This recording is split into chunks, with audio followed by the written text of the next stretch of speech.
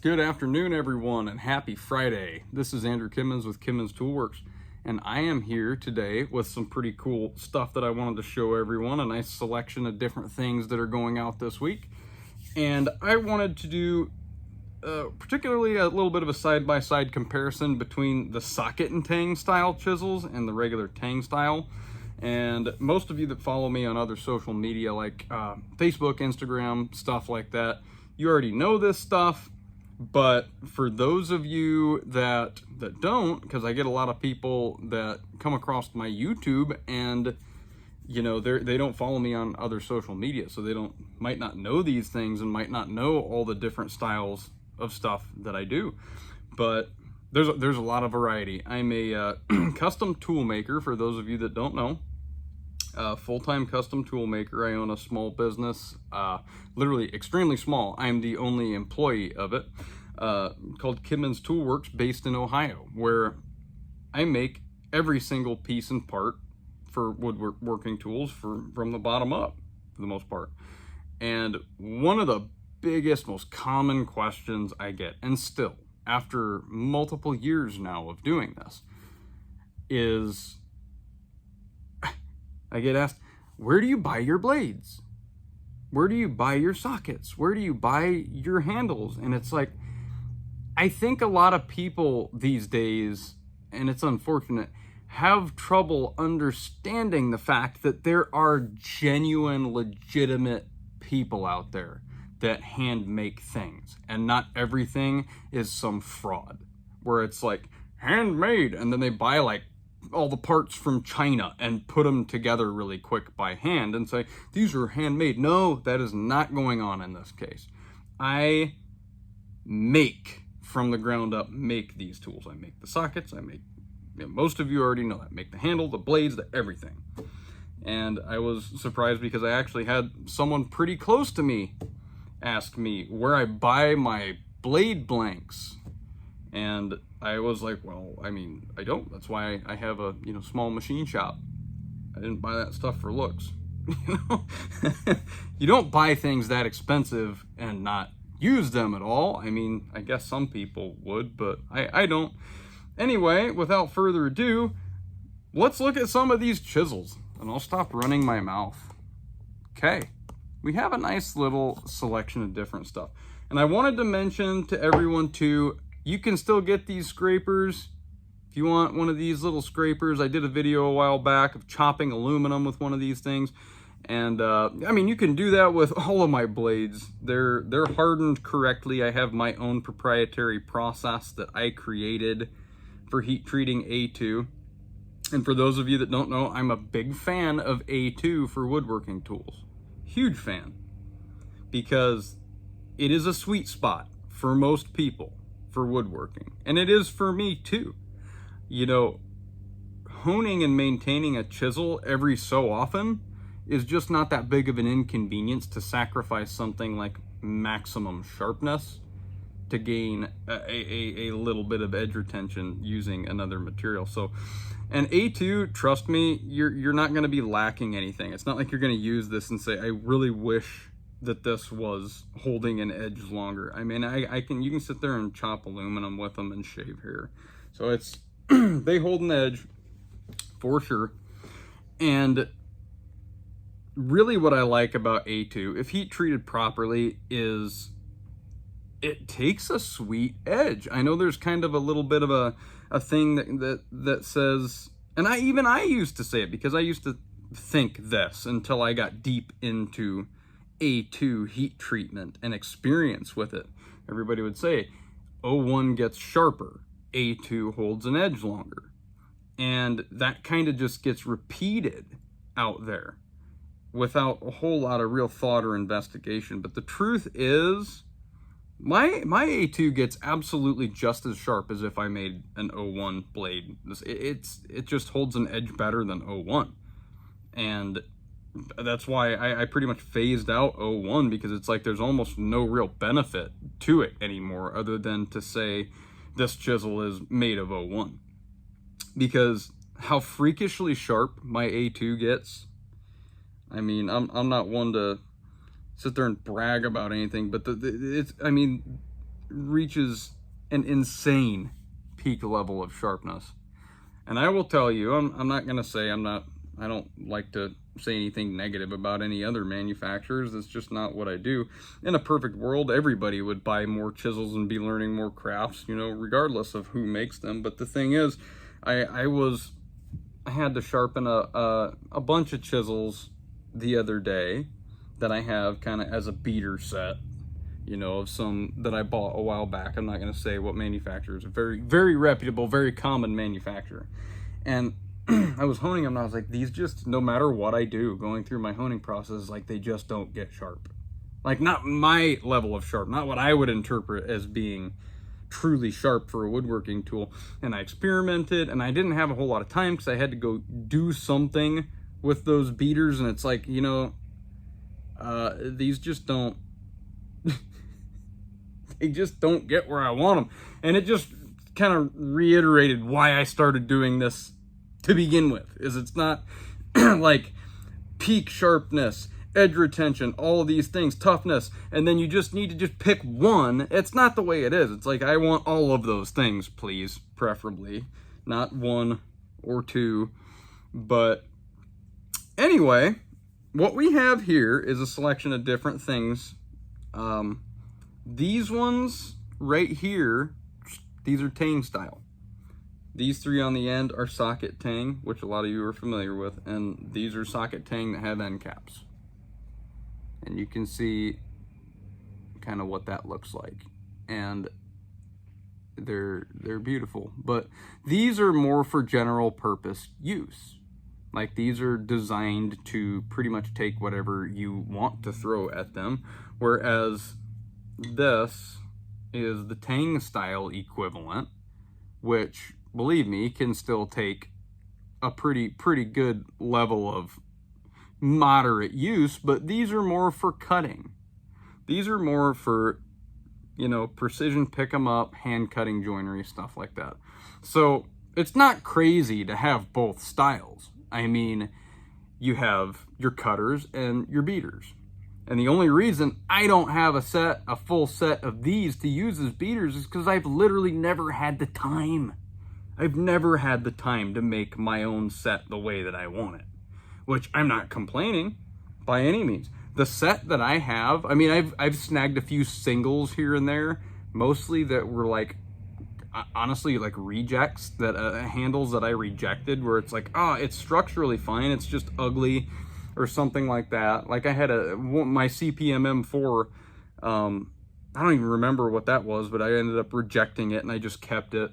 But my personal set is the first set I ever made that I have, and they're made in 01, and they I mean, they still work great. There's absolutely nothing wrong with those tools. But I would really like to have a set of my own choppers, just like I'd like to have a set of my own framing chisels. There's so many things that I would really like to have in my own personal collection that I don't, because I always can put it off, and, like, you know, someday I'll make this, someday I'll make that. And it's been a great debate of what I would even want to do as far as handle materials. But I do know that I have had a couple unique theories for mine, such as making the sockets out of 4/9 fine silver.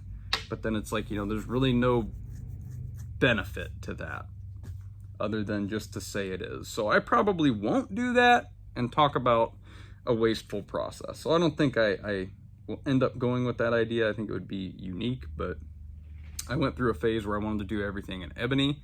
I went through a phase where I wanted to do everything in Cocobolo. And when I say everything, I mean everything. A complete set of mortise chisels, a complete set of Tang style, a complete set of socket Tang, framing chisels, everything. Like 160 something, 180 something, whatever it is, tools on my board. That's what I'm eventually going to do. But not today. Not today at all. So anyway, you can probably see this one. It's up close. I believe this was sent to me by a customer. I believe this is some form of Asian elm. It's definitely elm. I would have to look at what he sent me to remember exactly what that is. It's cool. I'd never worked with that before. That was the first time I've ever worked with that material, and it's pretty neat and pretty unique. And before I forget, I wanted to give everybody my contact information. You can email me and you can place orders with me whenever.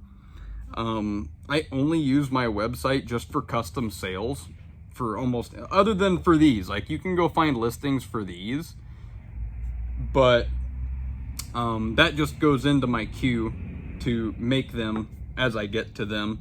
With, you know, normal lead times apply to these. I don't have these in stock. I don't have anything in stock, and I likely never will, because it's very difficult to anticipate what people want.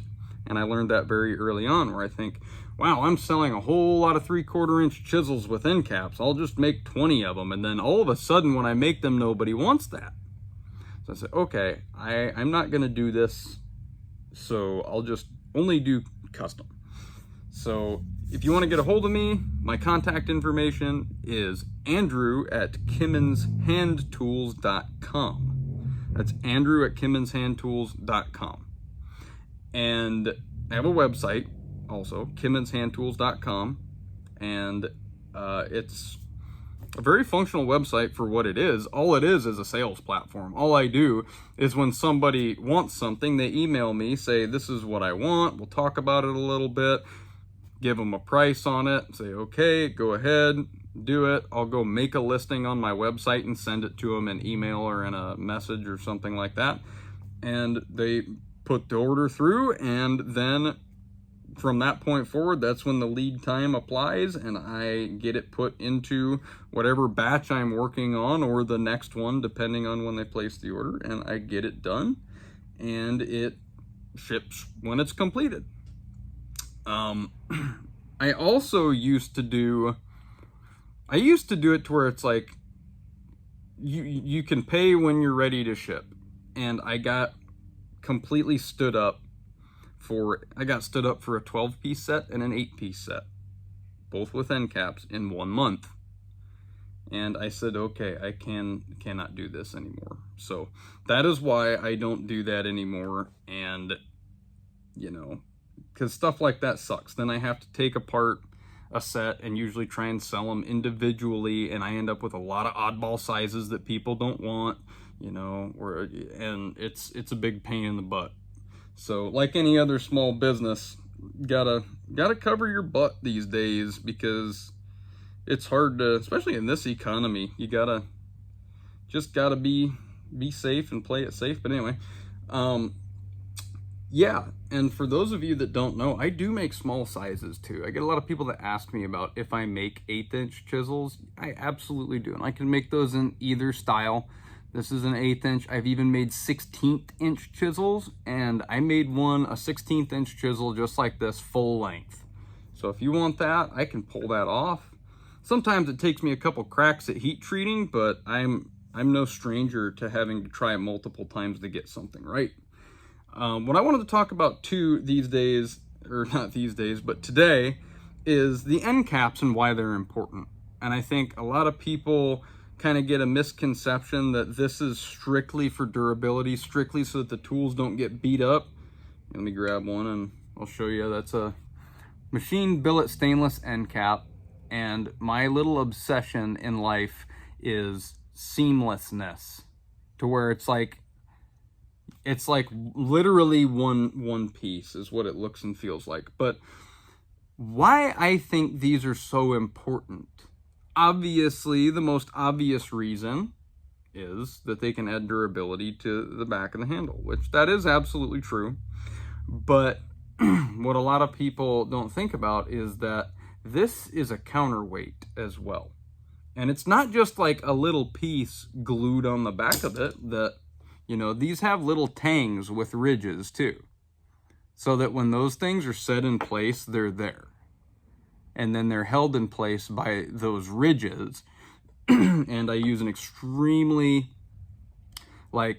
it's hard but very flexible resin to hold them in place that bonds to pretty much everything. It's not your hardware store type of resin. So these are held in place with the tang and grooves. And makes them extremely durable. But that counterbalance, right at the butt of this, adds such an improved feel to the tool that it's not even funny. And I've found that especially when you get in the range of like a 5/8 plus or a 3/4 plus, that little bit of heft to the back of the tool really seats it in your hand and makes it feel better. And it makes it feel like you can use it a little more accurately. It just feels better. And especially when you get up into bigger blades, it's almost necessary. And I try and explain to a lot of customers that, you know, once you get, especially at the 1 inch and beyond, that little cap on there makes a pretty big difference. Especially when you get into these big blades where they're just so front heavy. If you put a couple ounces on the butt end of that, I mean, it's functioning over a lever. It really adds an improved feel. And I end up putting a lot of them on small sizes because, you know what I tell people, you may only need the caps really to balance on the larger sizes, but if you want your set to match, it's pretty, you know, important to a lot of people to add them. That way, you know, continuity of style with things. But yeah, I wanted to show everyone, and these just get machined out of just bar. Once again, made in-house. I can even, let me grab a few things. A few pieces of material, little stubby cutoff of what I got going on down here. Like, these are the things I start with.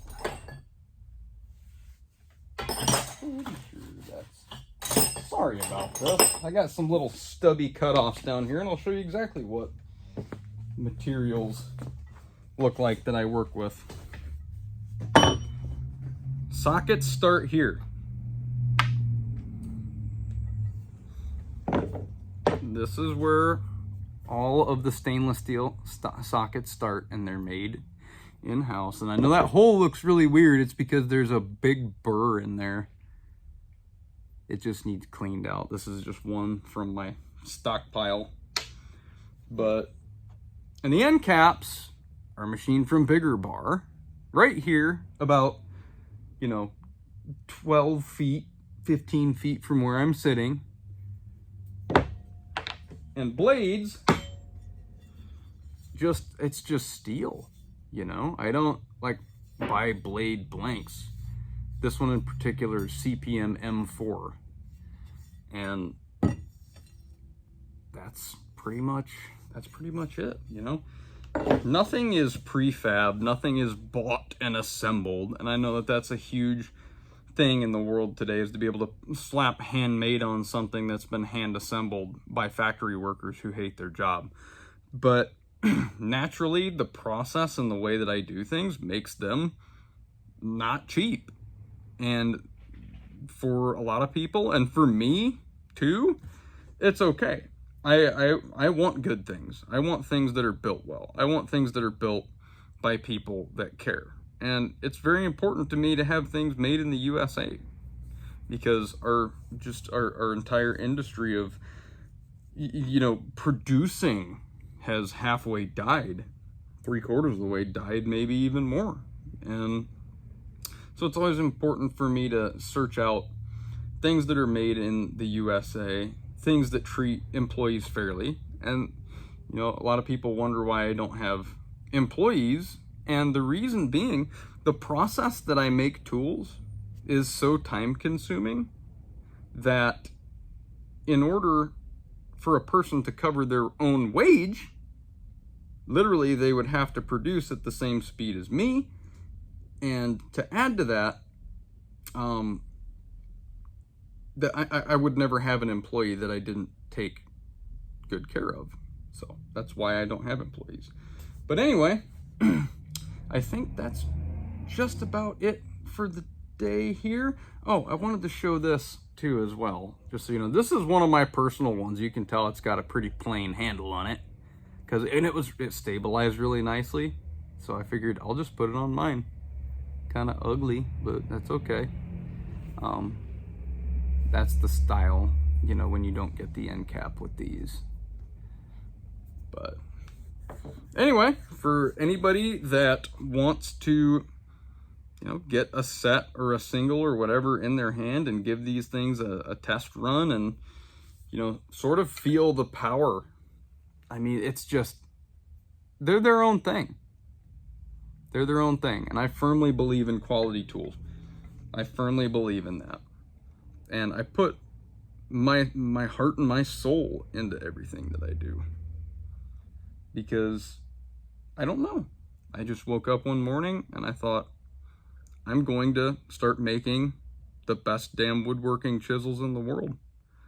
And I'm not the type to give up. So I push and push and push, and I learn and I create and I enjoy it. And I'm extremely glad that so many people appreciate that, because I love it. I absolutely love what I do. And I love quality tools. One of these days I might have to do a one of these days I might have to do a YouTube toolbox tour back there of my like 15 feet of toolbox. I'm a Snap-on guy for sure, and there's not a whole lot in there that's not. It's kind of creepy, but yeah, that was an expensive endeavor, and I would absolutely do it again for sure. And I told my wife the other day, I said, you know, pretty much done with that for now until I build my third set of Snap-on tools. And she just said, no.